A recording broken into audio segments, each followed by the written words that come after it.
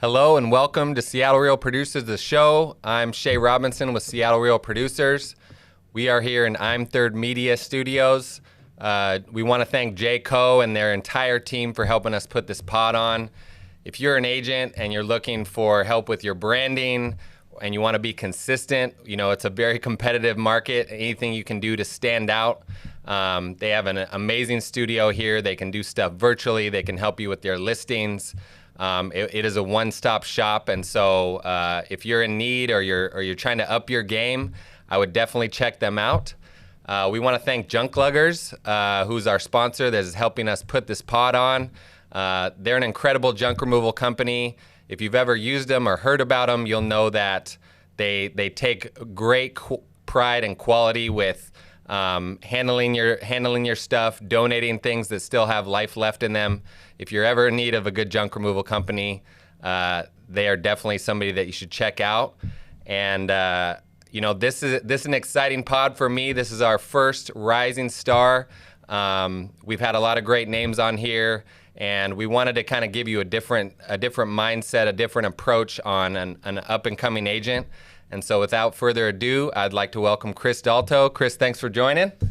Thank you very much. I appreciate it. This is a really amazing opportunity. It really is. Of course. So, we want to give people a little background about you and kind of how you got your start. You have everyone has kind of a different story about, how they got into real estate. I think for you and being a police officer, down in Seattle, and there was a couple of years ago, there was a lot of kind of stuff that people were going through, and I know that you were kind of in the thick of it. So kind of walk me through, how did you end up being, going from being a police officer to finding your way into real estate? So after I left the police department, I moved in with my girlfriend's family. My family is from Southern California, so I was kind of on the verge of going back to California or staying in Washington. And I had the opportunity to stay, and while I was staying at their house, I didn't have a job. So I was really on the verge of trying to figure out what I wanted to do. Making six figures as a 23-year-old, you feel like you're making a lot of money. And then I didn't have anything. So I immediately went to go get a job at Safeway down in Snohomish, and they hired me on the spot. Just because I was a recent police officer. I did that full-time for a couple of weeks, and then I did DoorDash on the side, just trying to hustle, trying to figure out what I wanted to do in the meantime. And then I kind of just got pushed out of that. I got Skittles thrown at me just at the checking stand. I called one of my really good family friends. His name is Bruce Munster. I asked him what he thought that I would be good at. He's a really successful businessman. He's a financial advisor. And he said, well, you might be good at real estate. Let me make a phone call really quick. So he set up a Zoom call with me and Terry Foster. I didn't know who she was at the time. I just thought this was going to be a great experience.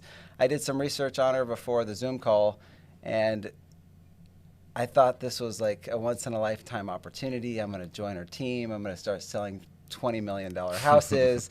But we had the Zoom call, and I learned so much from that 10-minute Zoom call with her. She explained the business, the ups and downs, and the first thing she said is, well, you already have the look. And then I was like, okay, well, let's do this. This is perfect. Uh-huh. So I went for it. She said, join the local John L. Scott in Snohomish.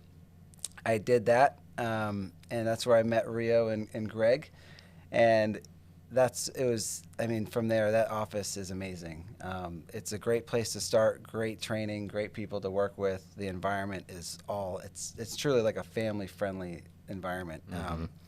And 2 to 3 months later, I actually sold 10 homes in those 3 months there at John L. Scott. And so Terry calls me, and she's like, hey, I have an opening on my team. It was for a licensed assistant role, and I didn't hesitate. Mm-hmm. And a lot of people told me, like, hey, you're taking a pay cut. And for me, experience is priceless. Yeah. So I went, and I left on good terms with John L. Scott.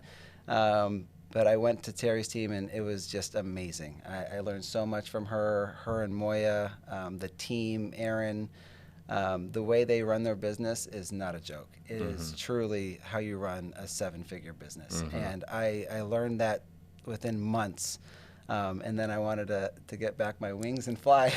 So I was actually going to go back to the John L. Scott in Snohomish, but Terry spoke with the managing broker over there at Compass, and they convinced me to stay. So I am very happy and thankful that I did. Yeah. And now I'm here. So yeah. it's a really cool experience. Well, let's go back a little bit because it's really easy to kind of gloss over a few things in there, right? Yeah. I think the first part is just in life, sometimes things just happen for a reason, right? And you can never predict them, but to have kind of that, whether it's dumb luck or whether it's calling the right person, to have your first connection in real estate be with Terry Foster, and getting the right, kind of guidance and advice. And, that could have gone a lot of different ways had it been somebody else. And, it's great. We had Rio and Greg on, a couple weeks ago, and, we can take as many shots as we want at Rio. But what I would say is having those two people as your early guide into real estate, doesn't mean it couldn't have gone as well as it has for you. But at the same time, it is pretty incredible, those people that you got connected with. The thing I want to touch on, that I'm aware of, and I really want to kind of let our viewers know, is that, it's really easy to say, oh, I did 10 deals in my first 3 months, right? Like, there are a ton of agents out there that would be killing for that opportunity or that experience or that paycheck. Can you walk me through a little bit on when you were up in that John L. Scott office and what your mindset was and how you were able to accomplish what you were in those first 3 months? Yeah, absolutely. So in those first 3 months, I quit the Safeway job. I got my license, and I said, it's go time. I got at the John L. Scott office at about 7 a.m. There was a 24-hour access, so I was trying to get there as early as I could. I worked out in the morning, got there at 7. I'd grab a coffee, and I'd go right into the phone booth. They didn't have they had offices, but I didn't have one, obviously. I was the new guy. But they had these nice phone booths that were secure and perfect for me to make phone calls for cold calling. But I went in there at 7 a.m. Monday through Friday, and I would not leave that phone booth unless I made one listing appointment. I probably made 200 phone calls a day, and it varied. And sometimes I would leave the day at 4 p.m., 5 p.m. with not an appointment, but I would still go back the next day, and then maybe I would get another one. But I would do that consistently, and things just started to have that snowball effect. So it was really nice. So my question, because again, looking at the way we operate as people, it's really easy to have, really good habits, and it's really easy to fall into the trap of thinking that you're kind of working hard, but it's really not paying off. Was that something for you that you just is innate, like, you're regimented, you're a police officer, and it was already kind of built in? Or was there any kind of learning curve early on where you didn't realize the amount of work you were going to put in? Can you kind of talk me through that a little bit? Yeah, so I'd say it was just discipline. Growing up playing college sports, my dad always invoked in me that it's going to be discipline. So you only get what you put into it, and that's really what you do with real estate. I mean, if you don't put 110% into it, you're not going to see the results that you want. Yeah. So I'd say definitely discipline. Okay. And then do you think that there were certain people in that office that might have viewed you a certain way, or like, who is this young kid that's locking himself in the room? Yeah. Or did people have kind of a respect for you the way you were operating? I'd say people were starting to see a respect for me, more of the fact that I wasn't at the island just socializing more than working. I definitely am very social, and I do socialize a lot, but when I'm there, it was more for business purposes. Yeah. But I did definitely try to help people, I mean, with the little experience I had, as much as possible. Yeah. No, and I fall back on when to be an agent, or honestly to be any business where you're technically self-employed, it really does come down to the work that you put into it. There's nobody watching you. There's nobody micromanaging you. And especially in that office, their goal is to not hold your hand, right? Yep. They're trying to build you up to help you to grow. And so I think that part is really exciting because you knew what it took, and obviously the success that you found was a direct result of doing that. I want to, and I talked about this before, we're not here to just, toot your own horn and talk about, the numbers, but after when you joined Terry as a licensed assistant, walk me through kind of how long it took before you were like, okay, I'm ready to do this on my own, and then we can walk through the numbers a little bit. So it was probably about 3 months when I really started to miss cold calling. Oddly enough, I really missed kind of the grit, the grind, and building my business, my name. And after those 3 months, we took a week trip to Arizona just to kind of decompress before I came back. And I actually started cold calling when I was in Arizona. And I set my first listing appointment when I was in Arizona. We came back and I sold it. So it was, yeah. So you're one of the crazy people, apparently. You're going to decompress, and you're going to a room to make cold calls. But again, it's a testament to why you've seen such quick success in an ultra competitive market. Let's talk about your numbers a little bit. I think it's easy to take for granted when we have an agent at this desk, and whether it's the numbers they've done or the team that they've created. Can you just kind of give me the last 12 months for you and what that looks like? And then if you can kind of shed some light on, other than locking yourself in a room and cold calling, point to a few things that you think have gone really well for you. Yeah. So in the last 12 months, I've sold 33 homes, just over 25 million in sales. And I'd say the one thing that I would give as advice is to try to be yourself, be very personable, and just be a person. Don't be a salesman when you're going to these listing appointments, and actually try to help the owners. I'll give you an example. I had a listing in Bonnie Lake. My client needed to get his backyard landscaped. He didn't have the money, and he was leaving to Texas. So he was gone, and he came back and he broke his arm. So he couldn't do it. So I cleared my schedule for a couple days, grabbed his shovel, and I did it myself. But it was the highest breaking sale in the community, and now I've sold 8 homes in that community. Wow. Just from that kind of referral. And you do things kind of that no other agent will do, if that makes sense. Yeah, no, totally. And again, I think that can be a differentiating factor in how you're able to get those referrals, because maybe you're willing to get a little dirty. Yeah. You're willing to do things that, like you said, that other agents aren't willing to do. I always love to ask along the way, are there any things that you did that you would go back and be like, I really shouldn't have done that, or is it really, it's gone so well that you're just kind of learning on the fly? I would say one thing is, if you're cold calling, do your homework on the agent. Make sure that you aren't cold calling on a past listing that's from a really high-end agent, because more than likely that's going to be their client for life, and you don't really want to mess with that relationship. So that's something that I would definitely pass on as a respect factor to the high-end agents. Okay. For sure. No, that makes sense. And then, the relationship side, you talked about you're already social, and that probably comes pretty natural. When it comes to, referrals or your sphere or, clients that you've had, and you want to make sure you stay in touch, do you have systems in place to kind of help you to do that? Or do you just do such a good job on the front end that you've planted that seed and you're not worried about kind of staying in touch? So when I first started, it was more of I planted the seed, I didn't do much to stay in touch. Now it's any kind of a holiday or their birthday or like a 6-month to 12-month anniversary of getting their house or selling their house.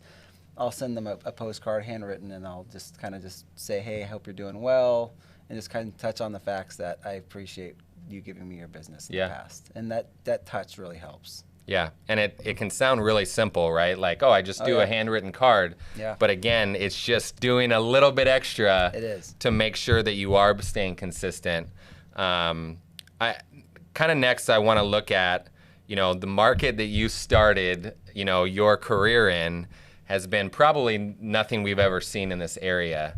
And so again, to find such success, where were you when COVID actually like shut down real estate, and like, can you give me a little glimpse into like what your thought process was that week?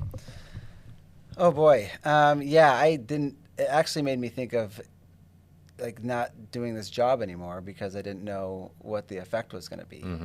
I just held tight and I continued to do what I was doing, and talking to my mentors like Terry and Rio, they said, just hang tight, it's going to be fine, hang on for the ride, and the market's just going to continue to climb. So that's where we're at now, and it's just going to keep going up from here. So I want to ask, what do you think is harder, having a listing, where your client is expecting top dollar because of what the market's doing, or trying to defuse a situation as a police officer? That's a good question. So as a police officer, I'd say that is easier because, I mean, when you're wearing your uniform, it's kind of like wearing a Superman costume. Yeah. You kind of just have that shield. But as an agent, and you only have one client, you know what I mean? It's that one person, it's that one chance to make the best opportunity out of it. And I'd say probably the one client is a little more stressful than de-escalating a situation as a police officer. Yeah. Definitely, actually. Yeah. That's funny that you say that, because what I see a lot with agents is, yes, they're good at negotiating. Yes, they might be good with their branding or their marketing. But I think the thing I always fall back to is the managing of emotions when it comes to, the biggest purchase or sale that they're probably ever going to do. I know that there's an experience factor there for you. Did you feel like it was like drinking from a fire hose, because you were getting so much business early on and you're learning from that experience? And what would you say you probably learned the most from in these past 12 months? So the garden hose, the fire hose, I'd say. Yes, I definitely had some clients that were very emotional. The whole process for them was very difficult. Sometimes they wanted to take it off on the market. They wanted to get a little greedy on some offers. But that's your job as an agent, is to de-escalate the situation, bring their feet to the ground, and kind of just tell them, like, be their advisor, should I say. But in the last 12 months, some good advice that I would give is definitely don't give up, I would say, honestly. When I first started, the first 2 months, I didn't get much phone calls. All those closings of those 3 months all happened on that last month. But the first month was very hard. The best thing to do, I'd say, is get a good mentor, follow their footsteps, try to learn as much as you can from them, and just learn a lot from the best mentors, I'd say. Yeah, the ability to be open to growth, I think, is, kind of is what I'm hearing, right? Where it's like, if you know that you're not perfect and you're willing to learn from those people who have done it the right way, and you got to get comfortable being uncomfortable, right? Yep, exactly. I think that, when it comes to cold calling especially, that's the number one thing. Like, you could have a day where you just get, beat in. Oh, yeah. But being able to come back and do it the next day, I think it speaks a lot to who you are probably as a person and the people that were guiding you, along the way. All those factors combined are huge, right? No, yeah, absolutely. Definitely. I've cold called people. I start at 7 in the morning. Some people are waking up on the wrong side of the bed, and I've had those phone calls, but keep talking to them, calm them down, tell them why you're there. You're here to be a resource, make it a positive call, and you might get an appointment. So. Yeah, no, it's great. So let's talk about the market a little bit. You really only know what you know, right? It's not like you were an agent, in 08, 09 when, the prices were tumbling and people were kind of like losing their minds, and the country in general was, kind of in turmoil. Obviously, every year is going to present, different problems and different solutions. But when it comes to the market for you and how you kind of go about it, because you cover a pretty wide range, right? Yeah. It's not like you're farming a 200 home area and really trying to hit that. You talked about Bonnie Lake. I know you've talked about Monroe. Yeah. So you have a pretty wide range. What do you do when it comes to educating yourself on the market and then educating, your clients when it comes to that stuff? Yeah, so typically when I get a buyer, I kind of get their cities of where they want to live, and then I'll set up my own personal search as to active, pending, and sold, and then I just keep getting those houses hitting my email, and I see, oh, this sold for 100,000 over, oh, this sold for 200,000 over, and I just kind of stay on top of the market on that end. But if they want to move forward and write an offer on something, I definitely do some very thorough comps. And try to find something that we won't have any issues appraising with, I'd say. Yeah. Okay. That makes sense. Are there any things that you lean on when it comes to like the technology at Compass or any of the back support, or is it really just you pouring yourself into the numbers and kind of what they give back to you? So I actually, I would more just focus on the numbers. But now I'm getting more deep into the Compass platform. And it is amazing. It makes things so much easier for me. If it's not the market, it's marketing. So the Compass platform definitely helps a lot with that. That's great. The next thing I wanted to go to, and again, this is, I think your perspective is a lot different than, a lot of other agents that, whether we've had them, on the show or we've featured them in Real Producers, there's a bunch of different ways to run your business and to operate, right? And so you think about, we've had, Beth Traverso, who's, out really far east and really like does a great job in that area. Scott Wassner is primary luxury and secondary homes, and James Daynard is, has a huge team and does a bunch of flips, right? We've had a bunch of different types of agents, which is the part I love, and I'm very blessed just to be able to interact with such great people. Being an up-and-coming Compass agent, and the fact that you're a little younger and you're probably a little bit more apt on social media, what do you, when it comes to social media specifically, because I know that you've capitalized on some of those things. Yeah. Is that something you learned like along the way, or did you know that was going to be part of your business from the get-go? Can you walk me through kind of what your strategy is around utilizing social media? So I always thought that social media was going to be a part of the business. Coming in as a millennial, I would say I'm an expert at it, truly. The one thing I would say is to be consistent. You never want to leave like your stories or your posts empty. Always have something on there. If it's not educational, it's personal. You don't want to make something just strictly business. Yeah. You want to be yourself, I would say. Yeah. But I always thought that social media was definitely going to be a part of my business. It's helped tremendously, I'd say.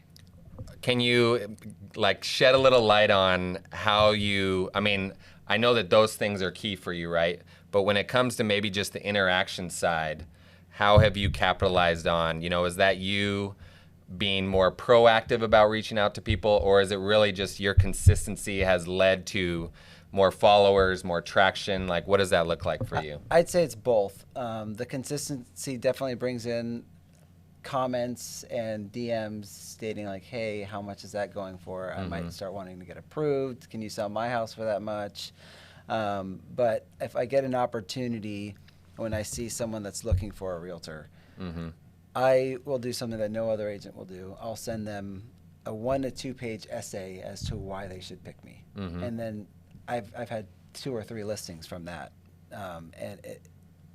You just got to do things that no other agent will do and go the extra mile. Yeah. If it costs me 10 minutes to write a little paragraph or an essay, I'll do it. So you just got to do things that no one else will do. So I have to ask, like, did you learn that from somebody? Was that your own idea, or like where did that come from? Yeah, it was just my own idea. Honestly, it really was. It was just growing up. I was very social, and I wouldn't say I'm different, but I I like to go the extra mile. Mm-hmm. I truly do. Yeah. Yeah, especially if it's for other people. I definitely do.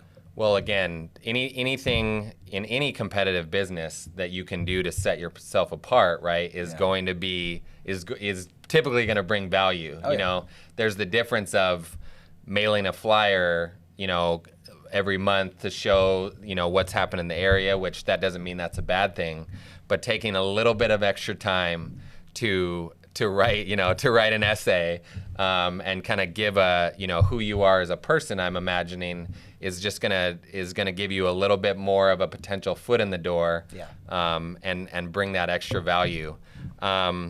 Let's talk about, you know, again, it's not like you've been doing this for 15 or 20 or 30 years, right? You know, you're still technically young in this real estate game.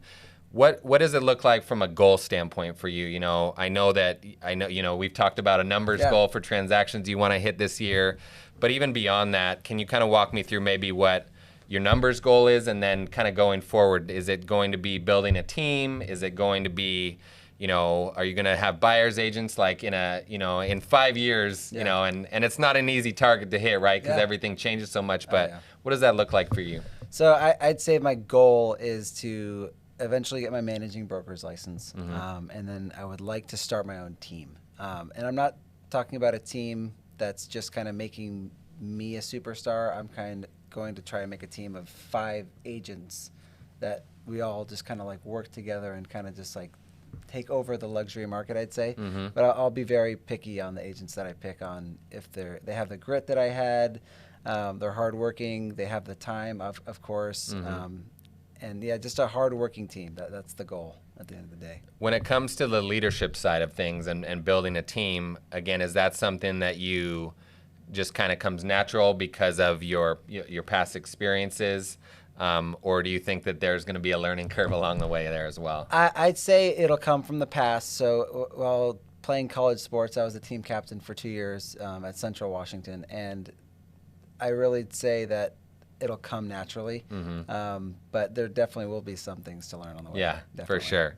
And then when it comes to numbers, do you have goals when it comes to like how many list sides you have and how many buyers, or does that really just come naturally through referrals and through social media? It definitely comes naturally. The goal for me, I think, I primarily enjoy doing listings more. Obviously, everybody does, but listings, I really enjoy taking a house that's kind of dirty or clustery and needs help and transforming it into a beautiful house that sells for much more than what they could have got. Yeah. So I really enjoy listings, but I think it'll be kind of as what they come in for right now. Yeah.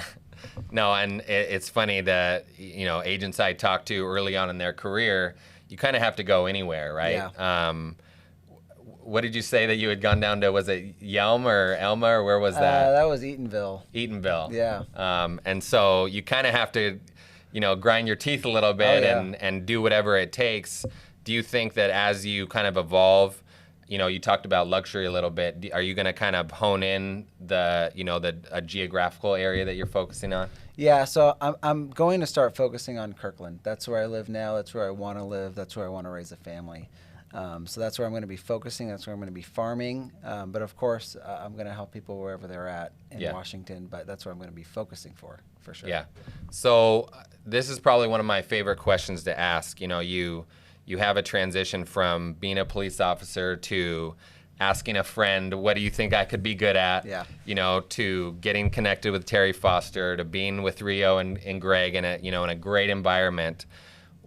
Can you point to a few of the things that like you didn't think it would be, but like, what do you love about being a real estate agent? And you know, you talked about the transition of, you know, taking a home and making it spectacular before it lists. What do you think the pieces for you are that are the most rewarding?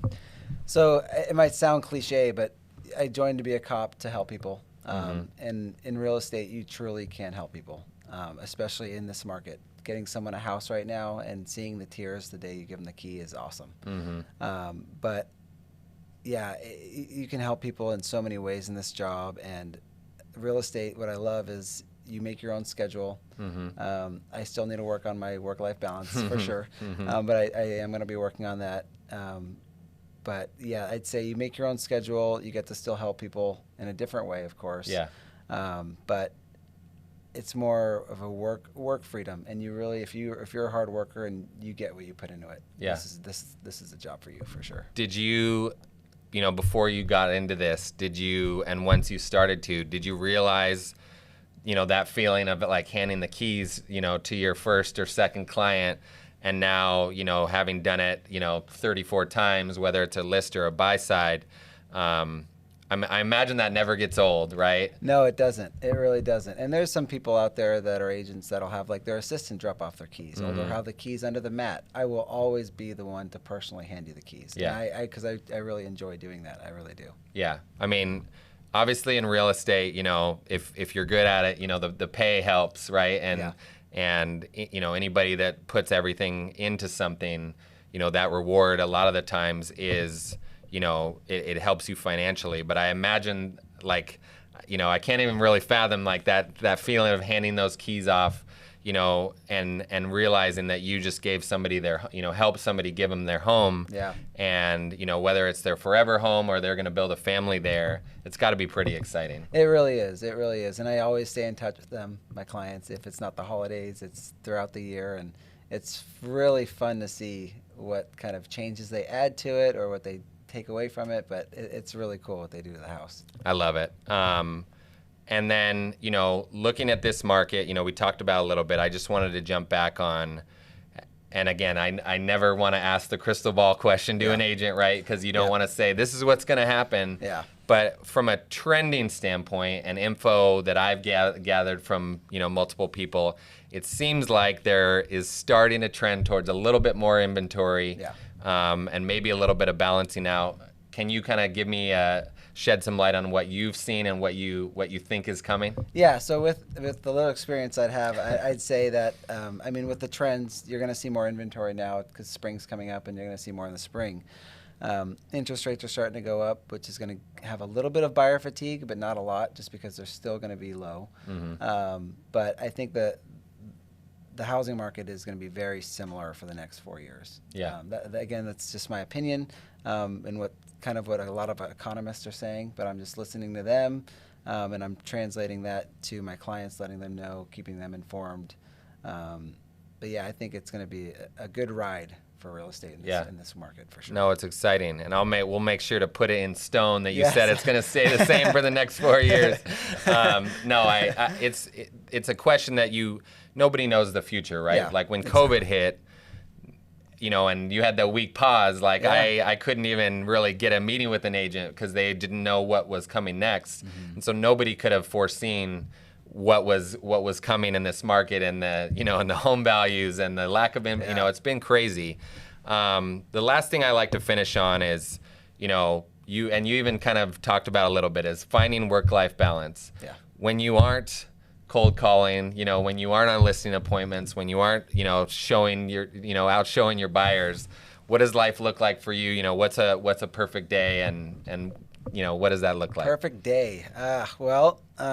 Waking up with my girlfriend Emily and our sweet little dog Duke.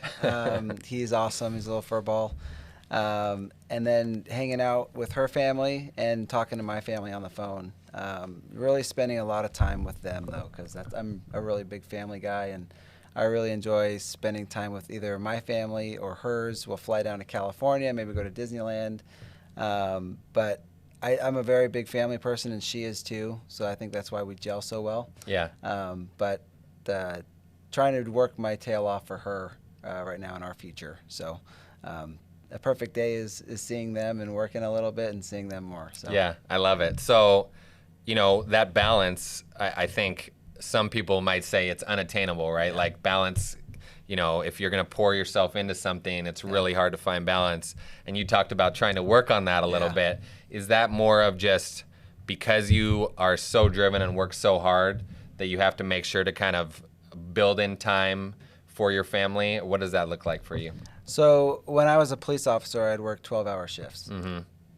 It was very hard for me to stop doing that. Even if I was doing Safeway for 6 hours, I'd do DoorDash for 6. Yeah. So I'd try to continue to do the 12. But now with real estate, I started out probably working 6-hour days, but now it's gotten to the point where it's like 10-hour days. And if it's not out in the field, it's on the phone or it's at home on the laptop. But I think it's getting to the point where I'll probably be getting an assistant soon. But the work-life balance is something that I'm definitely going to be working on, because, I mean, you're working for one reason, and it's for your future and for your partner and stuff like that. So definitely got to work on the balance. I know it's not easy, but again, I think it's a testament to driven people and just finding where that sweet spot is. Chris, this was awesome. Yeah, thank you so much. I'm so glad to have you on. Again, we feature great agents every month, and the reason I wanted to have you on is you're our first Rising Star feature that we've ever had on the show, and I think a lot of it shows that your mindset really can decide how much success you're going to have, and I think that's the case with you. And so I just wanted to kind of shed some light on that and give a perspective in. I think there's a lot of agents out there, and there's some that are killing it, and they're heavy hitters, and they have their systems in place. And then there's up and coming agents who are kind of trying to find their way. And so for you to find such success, we just glossed over 34 transactions, in 10, 11 months, and to start out your career. It's pretty incredible, and so make sure you don't take that for granted. Definitely not. No. And I really appreciate you coming on, and it'll be really exciting to see what you do in 2022. Well, thank you so much, Jay. I really appreciate it, man. Yeah, Thanks you're welcome. for having me. Of course, thanks.